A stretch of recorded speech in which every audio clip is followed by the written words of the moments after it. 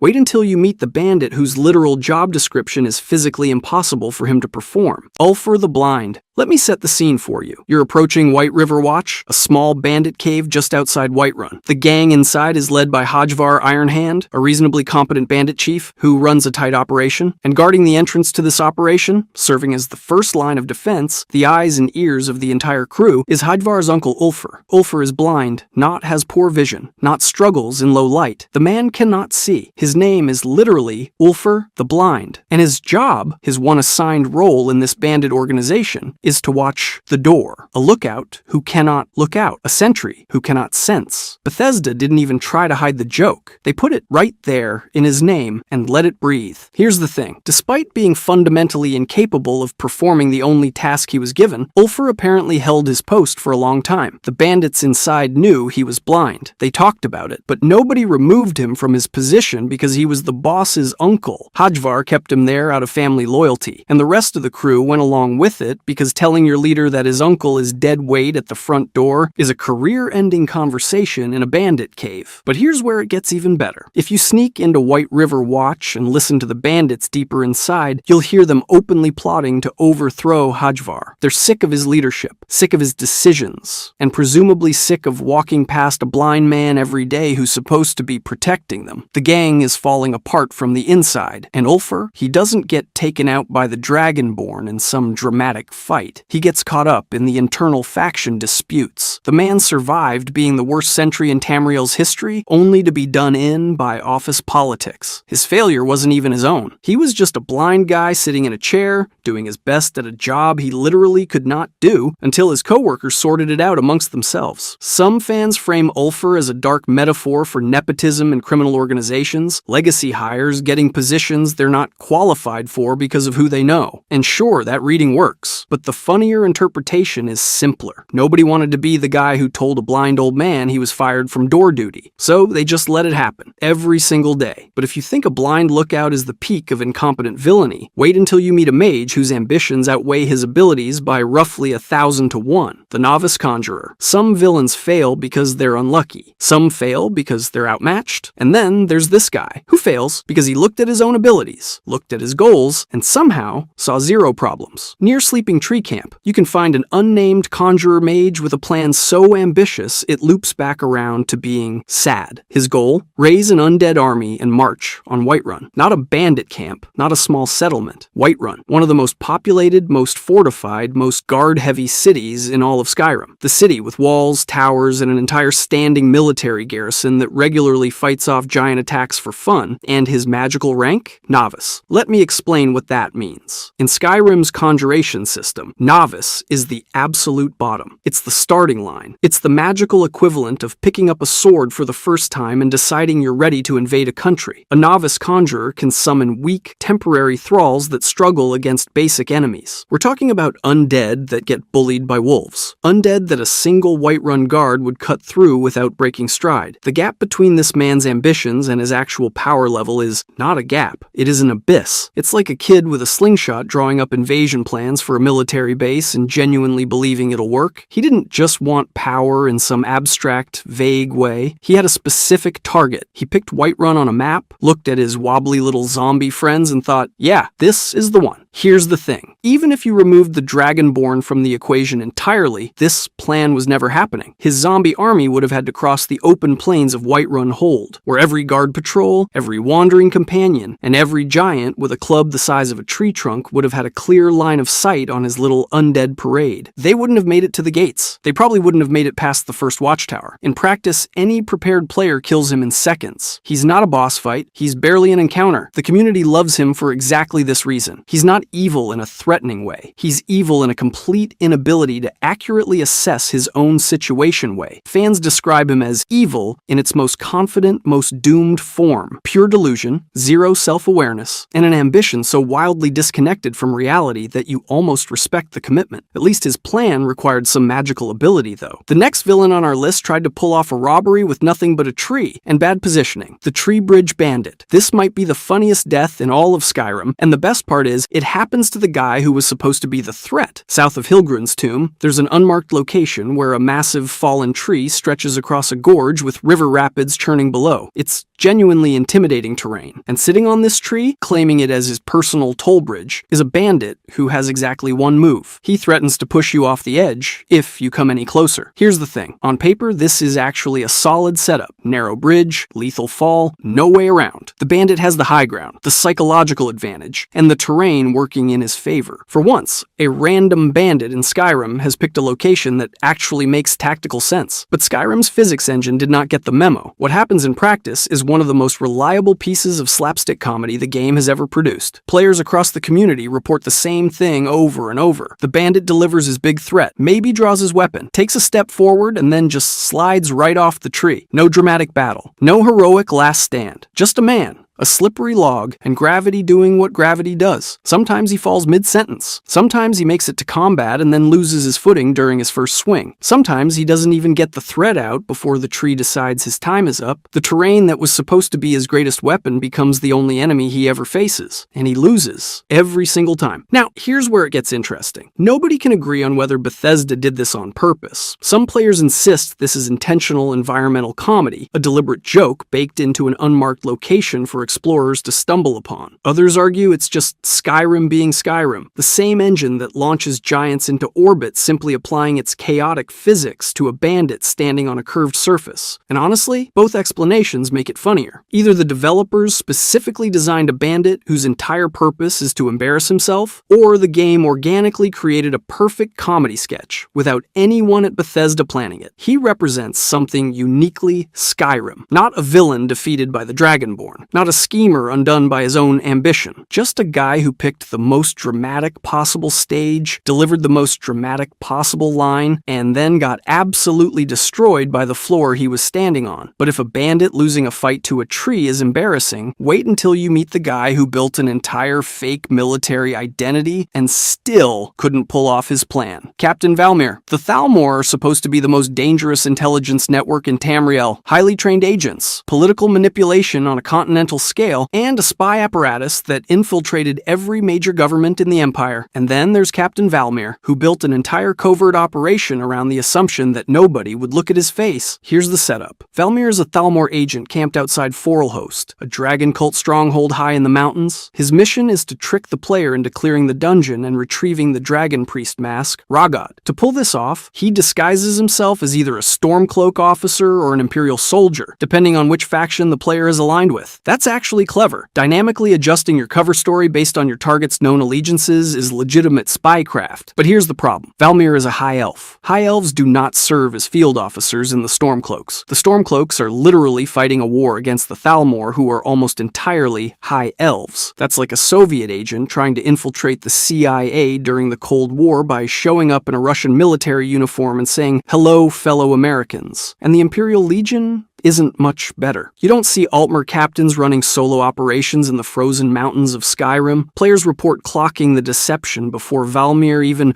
opens his mouth. You walk up to this camp, see a lone high elf in faction armor sitting by a fire in the middle of nowhere, and immediately know something is wrong. The truly painful part is that everything else about his plan actually works. He has the right uniform. He has convincing dialogue. He adapts his story in real time. The man put genuine effort into every single detail of this operation except the one detail that matters most, which is that he is visibly, obviously, unmistakably a Thalmor agent. It's like forging a perfect fake ID and then writing your real name on it. And when the player returns from the dungeon, Valmir drops the act and attacks. A Thalmor intelligence operative, alone, in the snow, picking a fight with the Dragonborn who just single-handedly killed a dragon priest. He dies in seconds. The entire operation, the planning, the disguise, the faction research, all of it ends with a dead elf and zero results. Players love pointing to Valmir as the perfect example of how the Thalmor operate across all of Skyrim. Brilliant on paper, meticulous in preparation, and completely undone by their own arrogance, because they genuinely cannot fathom that anyone would be smart enough to notice the obvious. Valmir didn't fail because he was stupid. He failed because he assumed everyone else was. But if you think a botched disguise is embarrassing, wait until you meet the guy lurking in Riften sewers who somehow made even less of an impression. The Ratway Lunatic. Let's talk about Gan the Fist. And I want you to really sit with that name for a second. Gan the Fist. Somewhere in the Ratway, the sewer network beneath Riften, a man earned that title. And then someone in the Thieves Guild looked at him and said, "Yeah,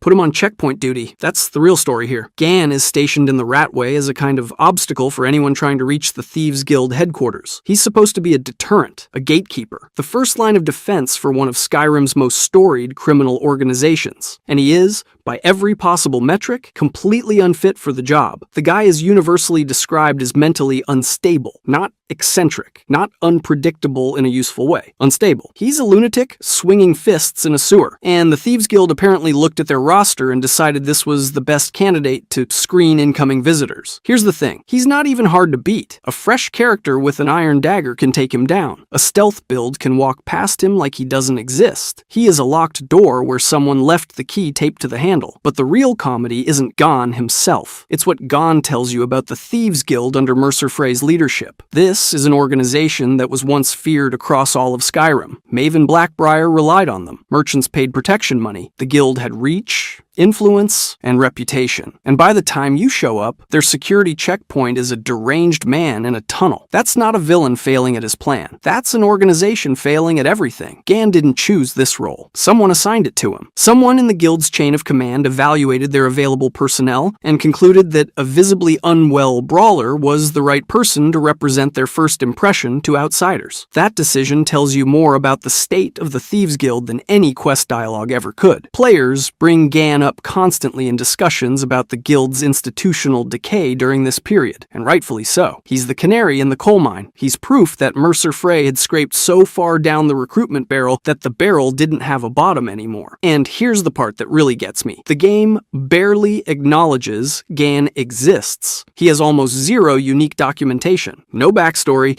no journal entries, no grand motivation. He's so minor that the game itself couldn't be bothered to flesh him out, which is honestly perfect. His entire narrative function is to be forgettable opposition, and Bethesda committed to that bit harder than they've committed to most of their actual questlines. Gan the Fist isn't a failed villain because he lost. He's a failed villain because his assignment was the failure. He's the answer to a question nobody should have had to ask. What happens when a criminal empire runs out of competent people? But if you think a collapsing organization is embarrassing, wait until you see a bandit gang that tears itself apart from the inside over a ghost story. The Frostmere Crypt Gang. Every other entry on this list is about one person failing, one guy with a bad plan, one mage with delusions of grandeur, one bandit who couldn't see. But the Frostmere Crypt Gang? This is an entire criminal organization collapsing at every single level simultaneously. And honestly, it might be the most impressive failure in all of Skyrim. Let's start with the basics. A group of roughly 8 to 12 bandits set up their base of operations inside Frostmere Crypt. A crypt, a place where dead people are buried. Already, not a great sign. But it gets worse, because this particular crypt happens to be haunted by a supernatural entity known as the Pale Lady, a spectral figure that drifts through the halls and feeds on fear. So the leadership looked at a freezing tomb full of restless spirits and thought, yeah, this is where we build our empire. But here's where it gets really dark. The journals you find scattered throughout the crypt tell a story that's almost tragic in how predictable it is. Two members, Isa and Rajir, are actively planning a mutiny against the chieftain. They're writing about it, openly, in journals that anyone could pick up and read. Meanwhile, the chieftain is completely fixated on looting the crypt's deeper chambers, apparently oblivious to the fact that half the gang is ready to slit his throat. And the Pale Lady? She didn't even need to fight them. She just existed. Her presence alone was enough to shatter whatever fragile loyalty held this group together. Members started refusing to go into certain sections of the crypt. When comrades fell or went missing, nobody went to look for them. The superstition spread like a disease, and one by one, bandits either defected, broke mentally, or simply vanished into the dark. The chieftain's response to all of this was genuinely fascinating in its incompetence. He installed trap systems throughout the crypt, which tells you he knew something was wrong, but every single trap was designed to stop external threats, raiders, adventurers, rival gangs. He was so paranoid about enemies coming from outside that he completely missed the fact that his organization was eating itself alive from within. Rajir eventually stole the chieftain's own sword, believing it was connected to the Pale Lady's power, and that act of desperation basically detonated whatever was left of the gang's structure. Nobody invaded Frostmere Crypt. Nobody sieged it. No rival faction came knocking. The gang simply imploded through a perfect storm of terrible real estate decisions, supernatural psychological warfare, unchecked mutiny, and a leader who thought the answer to every problem was more loot and more traps. The Pale Lady almost deserves credit here. She didn't raise an army. She didn't cast devastating spells. She just haunted a crypt and let human nature do the rest. Fear, greed, paranoia, and zero leadership did all the work for her. She's less of a villain and more of a passive observer watching a group of criminals speedrun their own extinction. It's the kind of failure that doesn't belong to any single person. It's institutional, structural. Every layer of this organization was rotten, and the collapse was inevitable from the moment they unpacked their bedrolls in a haunted tomb. But if you think a group failure is bad, wait until you meet someone who failed so spectacularly at revenge that her own target couldn't even be bothered to care. Ildari Sarathril. This one's different. Every villain on this list so far failed because of stupidity, incompetence, or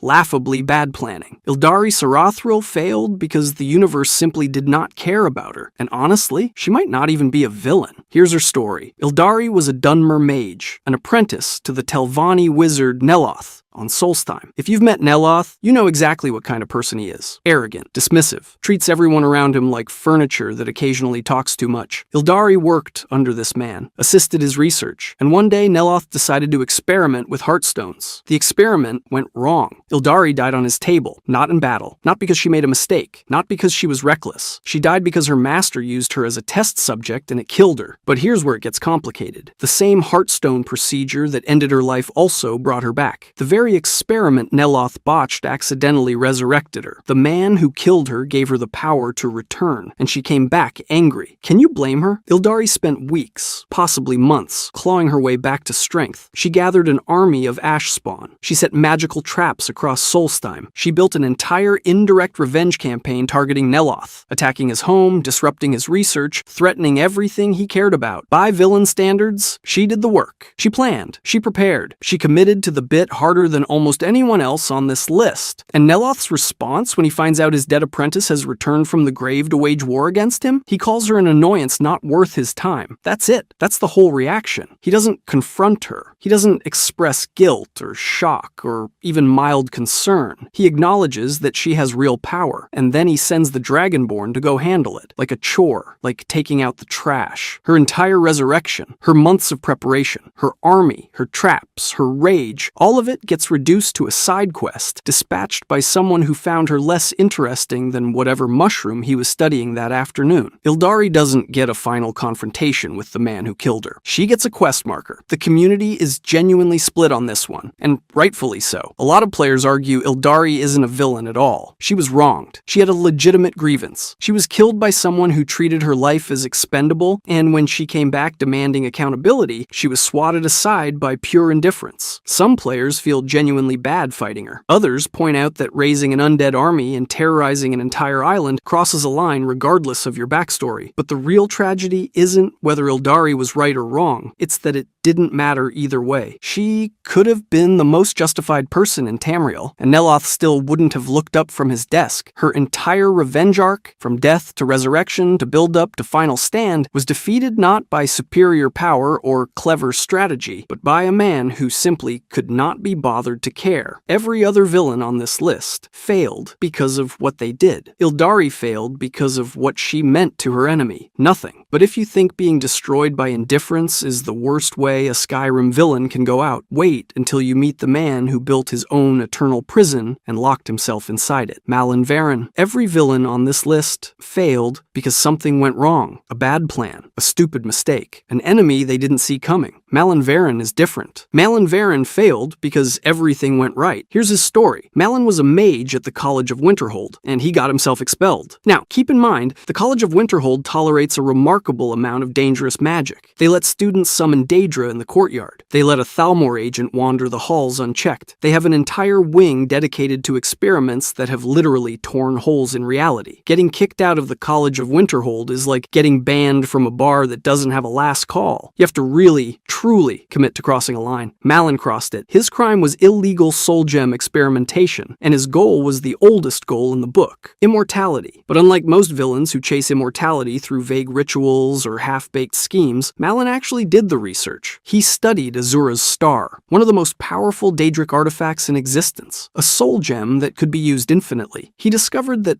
black souls, the souls of sapient beings like humans and elves, couldn't normally be stored inside it, so he spent years, possibly decades, modifying the artifact to accept them. Painstaking, methodical, Brilliant work. And then he used it on himself. Malin captured his own soul inside the modified star, anchoring his consciousness to an artifact that could never be destroyed by conventional means. His body died, but his soul persisted. Immortality. Actual, functional, verified immortality. On paper, Malin Varen is the most successful villain on this entire list. He set a goal, built a plan, executed it flawlessly, and achieved the exact result he wanted. But here's where it gets dark. He trapped himself. Completely. His soul survived inside Azura's star, conscious and aware, but with no body, no freedom, no ability to interact with the world, and absolutely no exit. He built himself an eternal prison and locked the door from the inside. The immortality he spent his entire life chasing turned out to be an infinite loop of existence, with zero of the benefits he was actually after. No power, no influence, no sensation, just awareness, forever. And it gets worse. Extended contact with the corrupted artifact had already driven him insane long before the Dragonborn ever shows up. So, by the time you're sent inside the star to deal with him, Malin isn't some calculating mastermind defending his creation. He's a raving, broken shell of a mage, lashing out at anything that enters his domain. Trapped, mad, and completely incapable of understanding what he did to himself. The Dragonborn kills him inside the star, destroys his soul in the very artifact he spent his life's work modifying, dispatched inside the monument to his own genius. The thing he built to make himself eternal is the exact thing that made him nothing, and that's what makes Malin the perfect closer for this list. Every other villain we've talked about failed because their plan fell apart. Something broke, something backfired, something they didn't account for ruined everything. Malin's plan didn't fall apart. It worked perfectly, exactly as designed, and the result was the worst possible outcome anyway. He didn't fail to achieve immortality. He achieved it and discovered that immortality without freedom, without sanity, without a body, without purpose, is just a fancy word for eternal suffering. His success is his failure. They're the same thing. There's something uniquely Skyrim about that. You can spend years researching forbidden magic, get expelled from the one institution that would tolerate you, modify a Daedric artifact through sheer intellectual force, successfully capture your own soul in an indestructible vessel, and your reward is going insane inside a gem until some random adventurer walks in and deletes you. Every villain in this game builds an elaborate scheme, and every single one ends up as a footnote in somebody else's quest log. Malin just did it with more style than the rest. Skyrim is full of choices that feel like they matter, but some of them are straight up traps. From sacrificing a loyal follower for absolutely nothing, to selling a quest item you'll desperately need later, to siding with a faction that secretly helps your worst enemy win. Today, I'm breaking down every single worst decision you can make in Skyrim and why each one burns, starting with a choice that punishes you for being a good person, choosing the sapling. Here's the thing about the Blessings of Nature quest. It wants you to believe you're making a meaningful moral choice. You're not. The setup is simple. Danica Purespring asks you to restore the Gildergreen, that big dead tree in the middle of Whiterun that everybody walks past without caring about. She tells you about Nettlebane, a dagger that can cut into the sacred Eldergleam tree to harvest its sap. Only problem? It's in the hands of a Hagraven out at Orphan Rock. So you trek out there, kill the Hagraven, pry the blade off her corpse, and head to the Eldergleam Sanctuary. But when you actually start hacking away at the tree, Spriggans come pouring out of the ground and start murdering every innocent pilgrim in the cave. People who came there to pray, just getting absolutely destroyed because you needed tree juice. So naturally, the game offers you an alternative. A pilgrim named Maurice Jondrell tags along and suggests a peaceful solution. Pray to Kinnereth, receive a sapling, plant it in Whiterun, and nobody has to die. Beautiful. You feel great about yourself. You chose peace. You protected the pilgrims. You're basically a saint. But here's where it gets funny. The reward is exactly the same either way. Identical. You get Nettlebane, you get a restoration skill point, and Danica gives you the same lukewarm thank you regardless of which path you chose. She actually protests when you hand her the sapling, claiming she can't run the temple without seeing the original tree bloom. Then she just accepts it anyway. All that drama for nothing. The players who went full lumberjack and let the Spriggans massacre a group of innocent worshippers, they got exactly what you got. Zero difference. Skyrim literally trolled you for caring too much about a tree, but at least this one only stings your pride. The next decision on this list can get an innocent person thrown in prison while a serial killer walks free, accusing the wrong person. Blood on the Ice is Skyrim's attempt at a murder mystery, and honestly, it's one of the few quests in the entire game that will actually punish you for being impatient. Most quests in Skyrim don't care how you get to the finish line. This one does. Here's the setup. Women are being murdered in Windhelm, and you're tasked with figuring figuring out who's responsible. The game gives you clues, witnesses, and a trail of evidence scattered across the city, but it also gives you Wunferth the Unliving, a court mage with a reputation for necromancy, a creepy demeanor that screams guilty, and a suspicious amulet connected to the crime scene. He is literally designed to absorb your accusation. Every single detail about this man is a red herring, and most players fall for it immediately. If you go to the steward and accuse Wunferth without finishing the investigation, the guards arrest him on the spot. Case closed, justice served. Except it's not, because while Wunferth sits in a jail cell, another woman turns up dead in the streets of Windhelm. The murders didn't stop. You got the wrong guy, and the game makes sure you know it. The real killer is Calixto Corium, the seemingly harmless museum curator who's been hiding in plain sight the entire time. He's been murdering women and harvesting their body parts to perform a necromantic ritual to resurrect his dead sister, and he continued doing exactly that while you had an innocent man locked up. But here's where it gets worse. The quest doesn't break. It doesn't lock you out. You can still finish it, and that's almost crueler than if it just failed entirely, because now you have to walk back into that prison, look Wunferth in the face, admit you were wrong, and release him, all while knowing that your impatience directly costs someone their life. Most games would just pretend nothing happened. Skyrim forces you to sit in the consequences of your failure and then clean up your own mess anyway. It's genuinely one of the smartest quest designs in the game, but if you think wrongly accusing a mage is bad, wait until you hear what happens when you snitch on a certain jester. Snitching on Cicero. You're walking down the road near Whiterun, minding your own business, and you stumble across a jester standing next to a broken wagon with a coffin on the back. He's talking to himself. He's giggling. He claims the coffin contains his dear, sweet mother, and he desperately needs help getting the wheel fixed so he can deliver her body to its final resting place. Everything about this screams, do not trust this person. His name is Cicero, and the game gives you two options. You can either convince the nearby farmer, Vantus Lorius, to help fix the wagon, or you can report Cicero to the guard patrolling the road. And honestly, reporting him feels like the responsible thing to do. The guy is clearly unhinged. He's transporting a suspicious coffin through the countryside while dressed like a court jester from a nightmare. Any rational person would flag that behavior immediately. But here's where it gets dark. Days after you report Cicero and the guard hauls him away, Vantus Lorius and his wife Kerwi turn up dead, both murdered. Whether Cicero escaped and did it himself or the Dark Brotherhood sent someone to handle the situation as payback for his imprisonment, the result is the same. Two innocent people are wiped out because you pointed a finger at a weird guy on the road, and the guilt doesn't stop there. If you later join the Dark Brotherhood, you'll meet Cicero again at the sanctuary. He remembers you. He remembers exactly what you did. He won't attack you or block your progress through the quest line, but he makes sure you know he hasn't forgotten. That resentment sits in every interaction you have with him going forward. Here's the thing that makes this decision sting even more. The quest, Delayed Burial, is entirely missable. Players who move quickly from Innocence Lost into the Brotherhood questline never encounter Cicero on the road at all. The whole encounter exists almost exclusively to flesh out Cicero as a character and to punish players who act against him before they understand who he is. You didn't stop a criminal. You got two people killed. And the jester you turned in? He's now your coworker, and he knows what you did. But if handing over a jester has consequences, wait until you hear what happens when you hand over an Elder Scroll to a librarian. Selling the Dragon. Elder Scroll to Urag. This one isn't a moral failure. It's not a betrayal. It's not even a bad call. It's the game punishing you for being organized. Here's what happens. You spend hours working through the main quest line, you retrieve the Elder Scroll from Blackreach, you use it at the Throat of the World to learn Dragonren during Alduin's Bane, and then it just sits in your inventory. This massive, legendary artifact that literally bends time, weighing 20 pounds and doing absolutely nothing. You can't read it again. You can't use it for anything else. It's dead weight. So you do what Skyrim has trained you to do since the moment you picked up your first iron dagger. You sell it. Urag Groshub at the College of Winterhold will happily take it off your hands for 2,000 septums. And honestly, that feels like a win. You just made gold off a quest item. You're a smart, efficient dragonborn who doesn't hoard useless junk. Congratulations. But here's where it gets annoying. The moment you start the Dawnguard DLC and reach the Unseen Visions quest, the game asks you for that exact Elder Scroll. Not a different one, not a copy. That specific Dragon Elder Scroll you sold 40 hours ago because you thought you were done with it. And now you have to go crawling back to Urag and buy it back for 4,000 septims. Double what he paid you. You sold a legendary artifact for 2,000 gold, and now the same librarian is charging you 4,000 to get it back. You can talk him down to 3,000 if you haven't become Archmage yet, but either way, you're losing money on a deal you never should have made. That's a net loss of at least 1,000 septims, potentially 2,000 just for being tidy with your inventory, but the financial hit isn't even the real punishment. It's the inconvenience. Your mid-Dawnguard content, deep in Vampire Lord politics and Soulcairn nightmares, and suddenly you have to pause everything, fast travel to Winterhold, and hope you actually have thousands of gold on hand. If you don't, now you're selling random swords and potions to scrape together enough coin to rebuy something you already owned at a markup. The game gave zero indication that a DLC released after the base game would need this scroll. Zero. There's no warning, no hey, you might want to hold on to this. No tooltip, nothing. Skyrim spent 100 hours teaching you to liquidate anything you don't need, and then it punished you for listening. Nobody lost their save over this. Nobody rage quit, but every single player who sold that scroll felt the exact same thing when Dawnguard asked for it back. A slow, quiet frustration aimed directly at their own past self. And honestly, that might be the most Skyrim emotion there is. But if you think a minor inventory inconvenience is the worst thing Markarth has to offer, wait until you hear about the cannibal cult hiding underneath the city, siding with the cannibals. Let me be honest with you. This is one of those quests where the game actively dares you to be a terrible person and then punishes you for taking the bait. The taste of death starts innocently enough. You're poking around the Hall of the Dead in Markarth when a woman named Eola approaches you with a proposition. She worships Namira, the Daedric Prince of Decay, and she needs your help with something. That something. Luring Brother Verilus, a priest of Arche, to the shrine of Namira under completely false pretenses. You convince this innocent man to follow you into a cave where a group of cannibals is waiting, and then the game asks you to murder him and eat his corpse during a full cannibalistic feast. Here's where it gets complicated. A lot of players committed to this. They figured crossing a line this extreme had to come with some kind of massive payoff, a secret quest line, unique dialogue, some hidden Daedric reward that justified the absolute horror of what they just did. But no, the reward for participating in ritual cannibalism is the Ring of Namira, and the Ring of Namira grants you the ability to feed on dead human bodies for 50 bonus stamina and health regeneration that lasts 5 minutes. 5 minutes for eating people. That's it. That's what you sold your soul for. A temporary stat buff that you could replicate with a decent potion. The ring isn't game-changing. It isn't even particularly good compared to other Daedric artifacts. It's a novelty item with a horrifying entry cost. But the real punishment isn't the mediocre ring. It's everything after. Multiple NPCs in Markarth become aware of what you did. Merchants and citizens make references to your participation in the cannibal cult for the rest of your playthrough. You don't just carry the guilt, you carry the social consequences people know, and they don't forget. Now, there is a betrayal path. You can turn on Namira's followers during the feast, save Verilus, and walk out with a clean conscience. He'll even thank you with a leveled amount of gold and an amulet of Arche for your trouble. But let's be real. A handful of coins and a basic amulet versus an entire Daedric artifact? The game still punishes you for doing the right thing, just less obviously. You get pocket change while the cannibal path gets a unique ring. Morality in Skyrim pays like a part-time job. The crushing reality is that Skyrim offers zero hidden payoff for crossing this particular moral line. No secret ending, no special recognition, just persistent NPC side-eye, and a ring that isn't worth the inventory slot. Players who expected the game to reward transgression with something meaningful got the exact opposite. A mediocre piece of jewelry and an entire city that looks at you like you're a monster because you are. But if siding with the cannibals sounds bad, wait until you hear about the quest that asks you to personally sacrifice your best friend to a Daedric prince. Sacrificing a follower to Boethia. This one hurts differently than the others on this list. Not because the quest is hard, not because the reward is bad, but because the game makes you do something genuinely awful to someone who trusted you. And then it tells you it didn't even matter. Here's how it works. Boethia's calling triggers once you hit level 30 and find a book called Boethia's Proving. The quest sends you to the Sacellum of Boethia, where a priestess explains what the Daedric Prince requires. You need to bring a follower to the Pillar of Sacrifice, someone who has traveled with you, fought beside you, and trusts you completely, and then you need to kill them. The mechanics are deliberately cruel. You tell your companion to interact with the pillar. They walk up to it, no questions asked, because they trust you. Then they become magically immobilized, trapped, unable to fight back, and the game waits. It doesn't do it for you. You have to draw your weapon and execute them yourself. Whatever follower you brought was a choice. Maybe it was Lydia, because she was convenient. Maybe it was someone you actually liked. Either way, they followed you into a place they'd never been,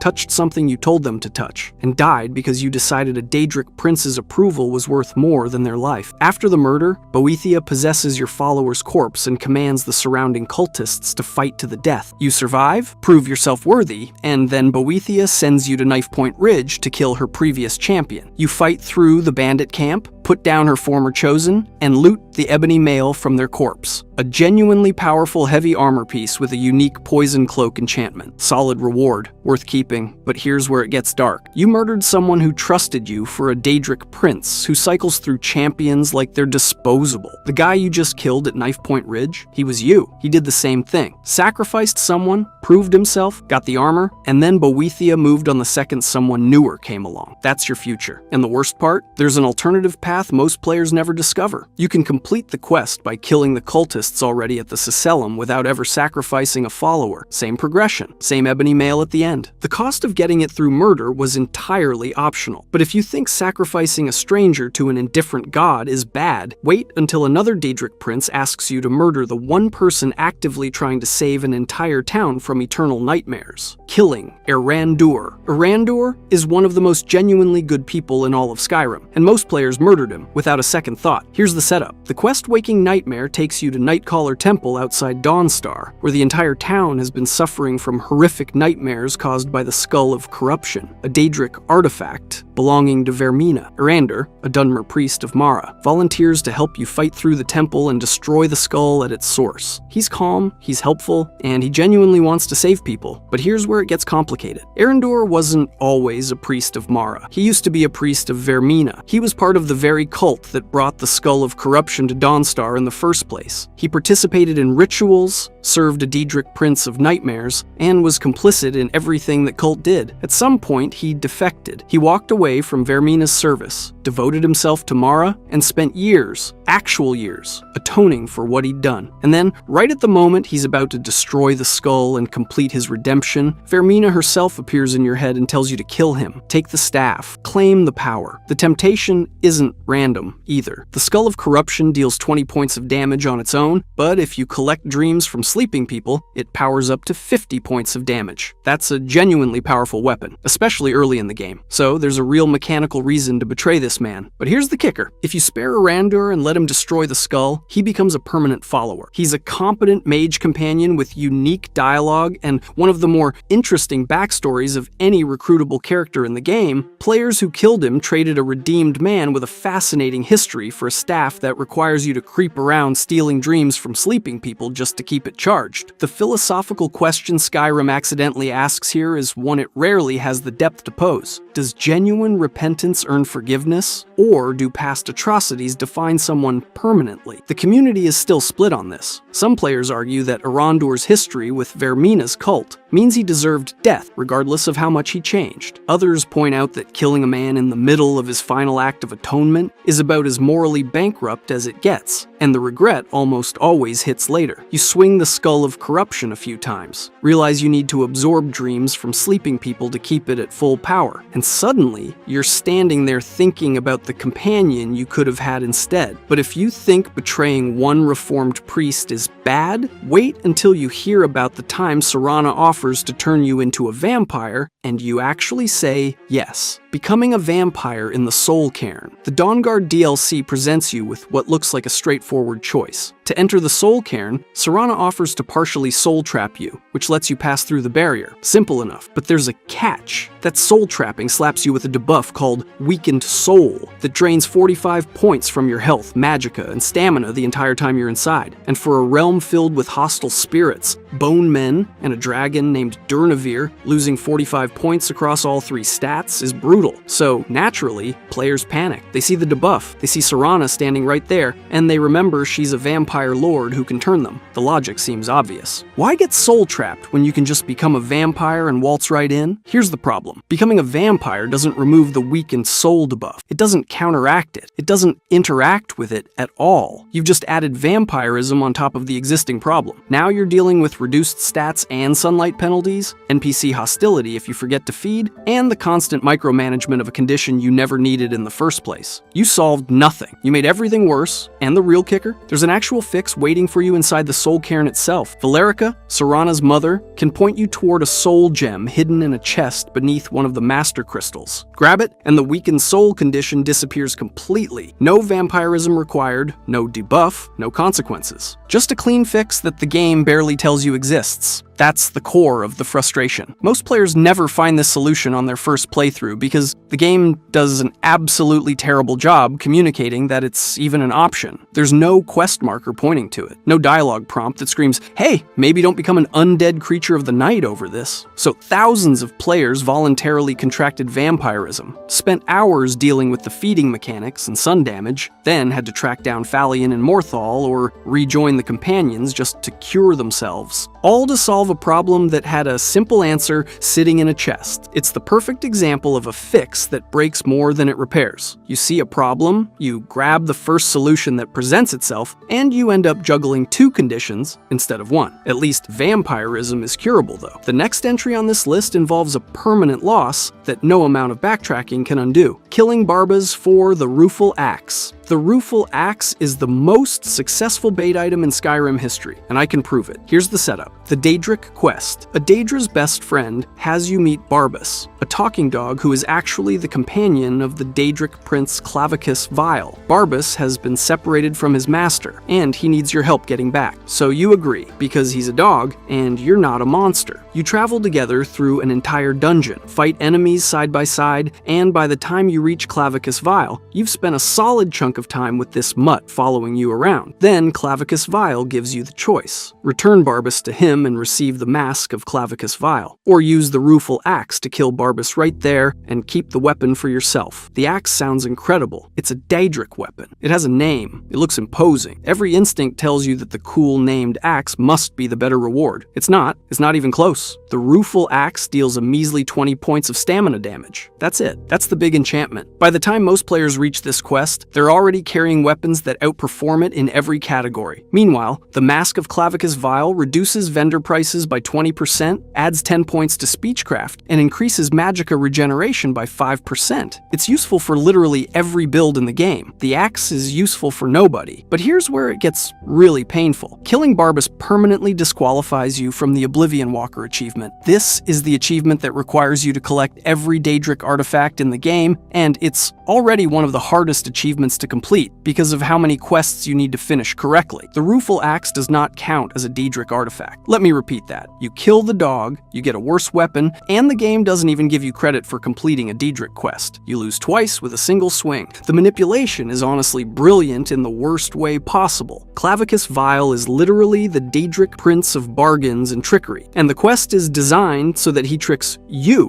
the player, into making a terrible deal. You trade a companion you've bonded with for an axe that belongs in a display case at best, and countless completionists have reported having to restart their entire achievement run because of this one decision made in a split second at the end of a quest that deliberately set them up to fail. Clavicus Vile got exactly what he wanted, and you helped him do it. But if choosing the wrong Daedric artifacts sting, wait until you pick the wrong side of an entire civil war. Joining the Stormcloaks. Ulfric Stormcloak is one of the most compelling characters in Skyrim. He's charismatic, passionate, and fighting for something that sounds genuinely noble, freedom for the Nord people. He watched his homeland get sold out by a dying empire that banned the worship of Talos just to appease a group of elven supremacists. When you stand in the palace of the kings and hear him speak, it's hard not to want to pick up a sword and fight for Skyrim's independence. And that's exactly the problem, because the Stormcloaks are a trap, not a gameplay trap, a geopolitical one. And by the time most players figure that out, they've already won the Civil War and handed the actual enemy everything they wanted on a silver platter. Here's the thing, the moment you join the Stormcloaks, Every Imperial camp and fort in Skyrim becomes immediately hostile. That means lost fast travel points, lost shelter, and lost access to Imperial merchants and resources for the rest of your playthrough. That alone is annoying, but the real damage isn't mechanical. It's buried in the lore. The Thalmor, Skyrim's actual long-term existential threat, don't just tolerate the Civil War, they actively benefit from it. A weakened empire is an empire that can't resist the Aldmeri Dominion's next move. The Civil War bleeds both sides dry while the Thalmor sit back and watch, spending zero resources to achieve their strategic objectives. The Stormcloak Rebellion isn't a problem for the Thalmor, it's a gift. And Ulfric, the game's own dossiers found inside the Thalmor embassy during the main quest, classify him as an asset, not an ally, an asset. Someone whose actions, whether he knows it or not, serve Thalmor interests. Players walk into the embassy, read that document, and suddenly the entire Civil War looks different. The Stormcloak ending feels satisfying in the moment. Skyrim is free. The Empire is driven out. Ulfric sits on the throne. But zoom out even slightly and the picture is devastating. An independent Skyrim, exhausted from civil war, with no Imperial military support, standing alone against the most powerful magical empire on the continent. That's not a victory. That's a death sentence with extra steps. The regret here is almost entirely narrative, but it hits harder than most mechanical punishments ever could. Players thought they were fighting for freedom and Nordic identity. The lore reveals they were probably functioning as unpaid agents of Aldmeri Dominion grand strategy. That delayed realization, that slow understanding that you were manipulated by a faction's surface-level appeal, is why experienced players overwhelmingly choose the Imperial Legion on subsequent playthroughs. You didn't liberate Skyrim, you isolated it, and somewhere in the Somerset Isles, the Thalmor are smiling. But if siding with the wrong faction stings, wait until you hear about the players who destroyed an entire quest line because they thought they were being heroic. Destroying the Dark Brotherhood. 3,000 gold. That's what the game gives you for making one of the most catastrophic decisions in all of Skyrim. And the worst part? You'll feel like a hero when you do it. Here's how it happens. During with friends like these, you wake up in an abandoned shack with 3 hooded prisoners and Astrid standing behind you. She tells you someone in the room has a contract on their head, and you need to kill one of them to leave. The quest is deliberately structured to make you feel trapped, forced into committing murder for a faction you never asked to join. So naturally, a lot of players do what feels right. They turn around and kill Astrid instead. And honestly, it feels amazing. You just refused to play a murderer's game. You stood up against a secret assassination cult. You're the Dragonborn. Nobody tells you who to kill. But here's where the trap closes. The game rewards your moral stand by directing you to Commander Marrow of the Penitus Oculatus, who congratulates you and hands you 3,000 gold to go wipe out the rest of the Brotherhood. You clear the sanctuary, kill every assassin inside, collect your reward, and that's it. Quest complete. The Dark Brotherhood is destroyed, except you just locked yourself out of one of the best quest lines in the entire game, permanently. Let me break down what that 3,000 gold actually cost you. You lose the entire Dark Brotherhood quest line, which includes some of the most memorable missions Bethesda has ever designed. You lose Shadowmere, one of the best horses in the game, a mount with a massive health pool that regenerates and respawns after 10 days even if killed. You lose the ability to summon a spectral assassin. You lose the ancient shrouded armor set. You lose Muri as both a follower and a marriage candidate. And you lose access to radiant assassination contracts that can easily net you over 20,000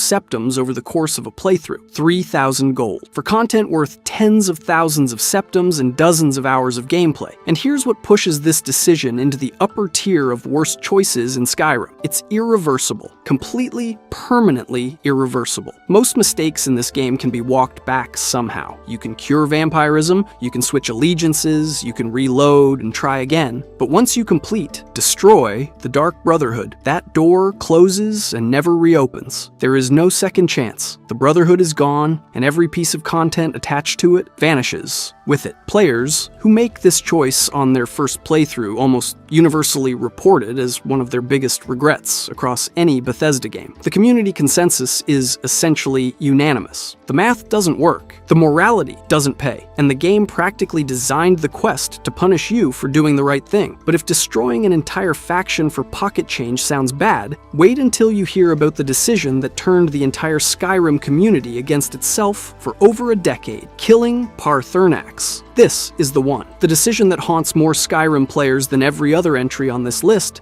combine. Near the end of the main questline, after Parthenax has served as the leader of the Greybeards, taught you the way of the voice, helped you understand the Thuum, and personally guided you through the entire Alduin conflict, Delphine and Esbern walk up and deliver an ultimatum. Kill Parthenax. No negotiation. No alternative. Kill the dragon who just helped you save the world, or the blades cut you off entirely. And here's the thing. The reward for obeying them is genuinely insulting. You permanently lose the ability to change your shout meditation bonus from Parthenax. Whatever you had selected before, that's locked in forever. In exchange, you get blade support for dragon hunting radiant quests and Esbern's potion, a permanent buff against dragon damage. That's it. Radiant quests you don't need, and a potion that solves a problem most players have already outgrown by the time they reach this point in the story. The trade is so lopsided it almost feels like the game is daring you to say no, but the real cost goes way deeper than mechanics. Kill Parthenax and the Greybeards essentially disown you. They refuse to help you, refuse to locate words of power, and treat you with open contempt. And because of that, you permanently lose the ability to broker the Civil War Peace Summit in Season Unending, a quest that literally requires the Greybeards' cooperation at High Hrothgar as neutral ground. One decision, and an entire diplomatic questline vanishes. It gets worse. Players who kill Parthenax also lose a specific epilogue sequence where he explains his plan to spread the way of the voice among other dragons, teaching them restraint and coexistence as a path toward lasting peace. That single scene reframes his entire arc. Without it, you're not just killing a dragon, you're erasing a future that Skyrim never gets to have. And the institution demanding this? The Blades. Two people hiding in a cave, clinging to an ancient grudge, asking you to execute the one dragon who chose to betray his own kind and spend thousands of years meditating on a mountain to prove he had changed. The faction making the demand is one of the weakest in the entire game. The target is one of the most compelling characters Bethesda ever wrote. The community response tells you everything you need to know. The Parthenax Dilemma mod, which allows players to convince the Blades to spare him, became one of the most downloaded Skyrim mods in history. Millions of players independently looked at this choice, said no, and rewrote the game themselves. When a modding community that large agrees that a decision needs to be undone, that's not a difference of opinion. That's a verdict. Parthenax's death might be Skyrim's one genuinely unfixable emotional mistake. The kind of decision that sits with you long after you close the game, long after you start a new character, long after you tell yourself it doesn't matter because it's just a video game. Unless, of course, you count on the modding community to fix it for you. If you enjoyed this video and want to see every Skyrim follower explained and ranked, click the video on the screen now.